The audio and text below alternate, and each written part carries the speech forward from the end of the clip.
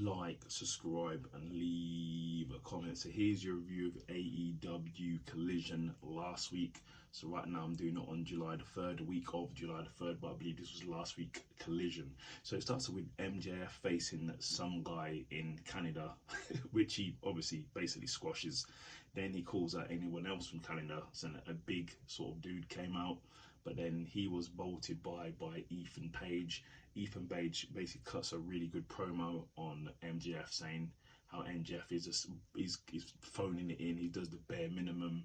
He doesn't do anything. He's not the guy who AEW call on at the last minute. It's Ethan Page who they call on, and he wants a match. And he got a match for the title. He goaded MJF into a title match, and it was Ethan Page versus MJF for the AEW World Title. I believe this is Ethan Page's first World Title match, so congratulations to Ethan Page. Good match, but in the end, MJF gets the win.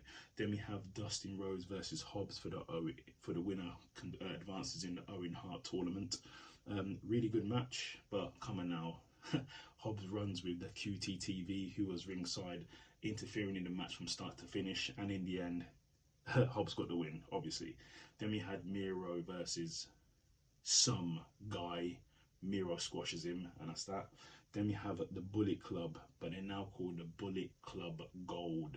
So it's Jay White, Juice Robinson, and the Gun Club. Basically saying they're here and they're going to take over, and they're calling out FTR and Ricky Starks. So we'll see what happens. Then we have CM Punk in the back. Basically calls out Ricky Starks, and FTR doesn't call out Ricky Starks, calls out Jay White in fact, and then FTR call out the Gun Clubs, and Ricky calls out Juice Robinson. He has a match with him later.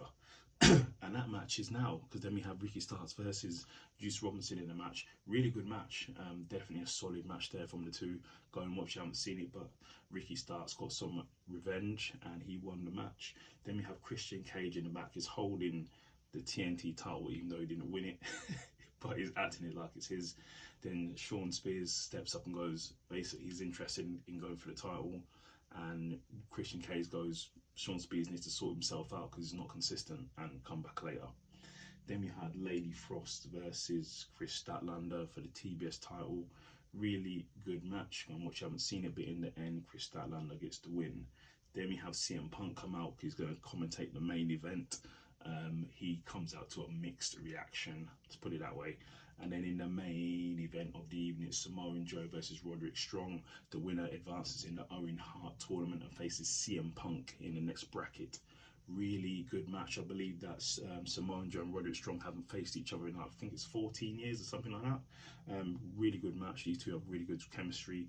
Go and watch the match if you haven't seen it. But in the end, Samoa Joe gets the win. So it's going to be Samoa Joe versus CM Punk.